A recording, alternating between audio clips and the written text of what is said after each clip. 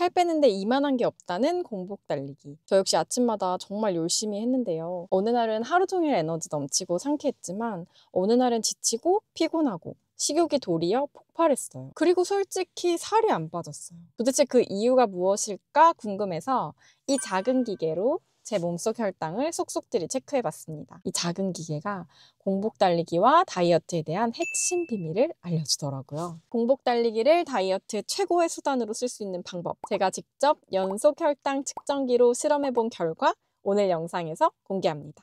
초보를 위한 초보에 의한 초보러너의 모든 것, 구독하고 달려라 하나와 함께하세요.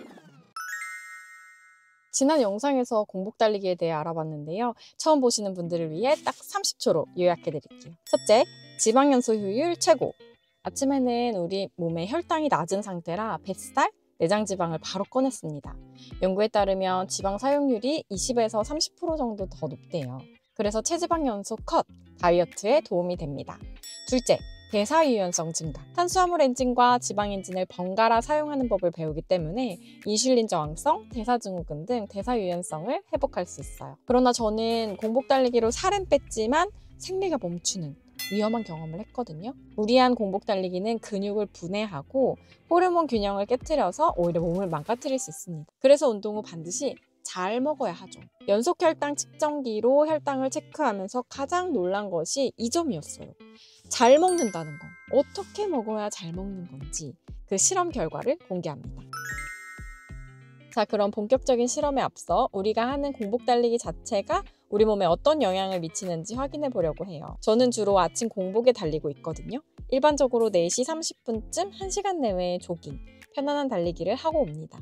이날도 50분의 달리기를 하고 왔어요. 낮은 강도의 달리기로 111에서 123으로 미세하게 혈당이 오르는 게 관측됩니다. 이날도 운동 중에 140 이상까지 올라가죠. 왜 혈당이 오르지? 살찌는 거 아니야? 라고 생각하실 수 있는데요. 사실은 혈액 내 포도당이 오르는 건 운동으로 인한 자연스러운 반응입니다. 달리기를 하면 우리 몸은 많은 에너지를 필요로 하고 몸속에 숨어있던 글리코겐을 분해하여 포도당을 만들어내거든요. 이게 진짜 많은 분들 모르고 계시지만 운동으로 인해 높아진 혈당은 인슐린을 자극하지 않습니다. 운동을 하면 우리 몸은 세포에 당분을 넣어주게 돼요. 그래서 근육세포로 들어가서 바로바로 에너지로 사용되게 됩니다. 뱃살에 저장되지 않아요. 그러니 운동 중에 혈당이 살짝 올라간다고 해서 이게 다이어트에 방해가 된다는 건 절대 아닙니다.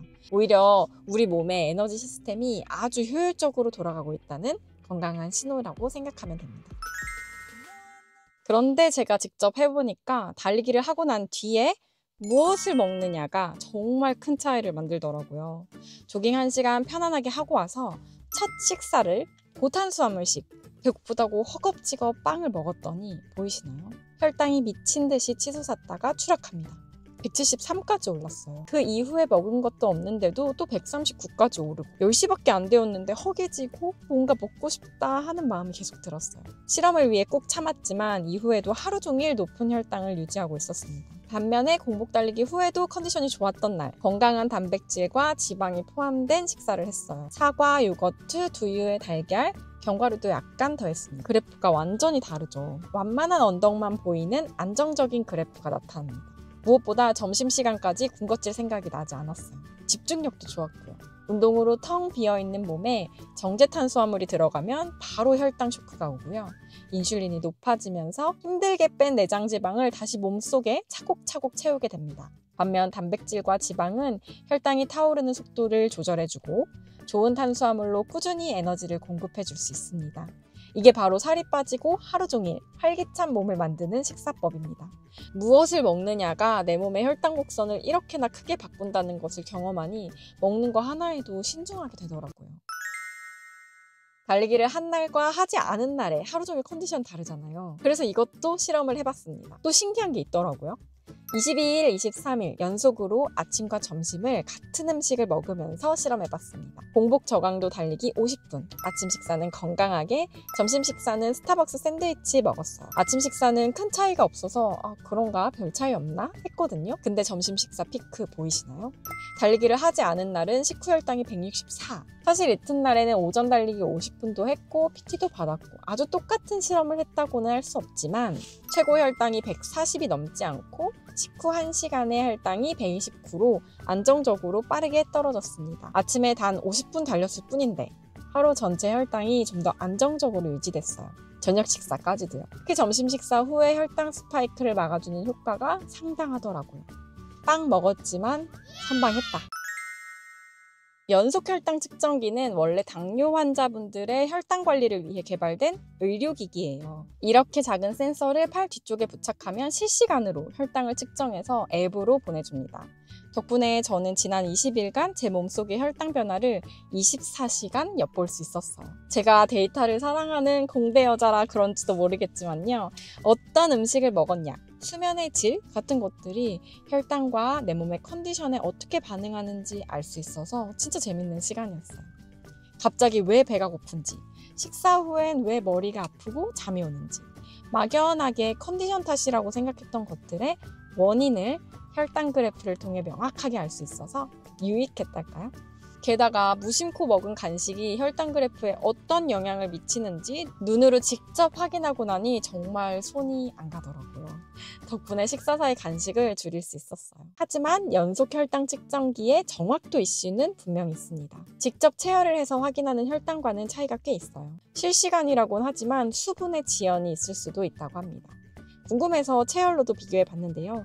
최대 피크는 오차가 더 크더라고요. 그래서 절대적인 수치 하나하나에 집착하기보다는 전체적인 혈당 그래프의 패턴과 흐름을 파악하는 용도로 활용하는 것이 중요합니다. 혈당 수치가 너무 높거나 낮게 나와서 건강이 의심될 경우에는 반드시 병원을 방문하여 정확한 진단을 받으셔야 하고요.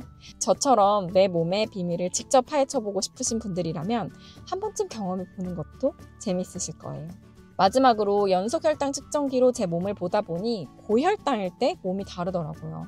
혈당이 180이 넘어갈 때는 두통과 어지러움이 있었고 눈앞이 살짝 뿌얘지는 느낌도 있었어요. 사실 요즘 대부분의 음식이 정제 탄수화물이 가득하잖아요. 떡볶이, 순대도 혈당 스파이크를 유발하고요. 각종 빵과 샌드위치, 그리고 떡은 아주 작은 조각을 먹었을 뿐인데 200까지 올라가더라고요. 공복 달리기가 다이어트 성공을 무조건 만드는 건 아니었어요. 연속 혈당 측정기로 알게 된 공복 다이어트의 진짜 비법은 아침에 지방을 태웠다면 아침밥으로는 지방을 채우지 말라는 것이었습니다.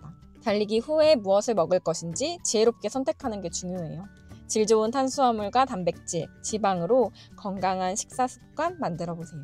공복 달리기 후에 어떤 음식을 먹었는지 기록하다 보면 나를 위한 최고의 식사, 다이어트에 도움이 되는 비법 찾으실 겁니다. 또 하나, 운동을 하는 것은 혈당 변동성을 완화하고 안정시키는 효과가 있으니까요. 식사와 운동 모두 다 챙기면서 다이어트에 성공하고 건강한 몸도 만들어 보자고요. 여러분의 달리기 다이어트 성공 비법을 댓글로 나눠주세요. 오늘 영상이 도움이 되셨을까요?